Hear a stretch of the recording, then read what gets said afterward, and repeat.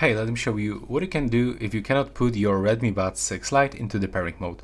So there's like two tips that I can give you. First of all, you have to be sure that you remove foil from both stems.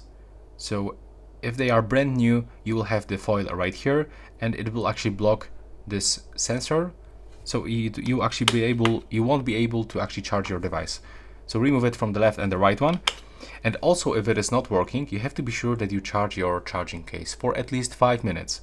Be sure that you actually power up, because when you click and hold this button and try to enter for the pairing mode, the battery, the power supply actually comes from the charging case, not from your earbuds. So be sure that you recharge them, and then you will have to just click and hold this button with the both earbuds inside, with this case opened, and you will definitely enter for the pairing mode. There's like no way to actually mess this up. So if you remove the foil, if you recharge your case, input both inside the case and open it, you will definitely be able to pair them and enter for the pairing mode with any device.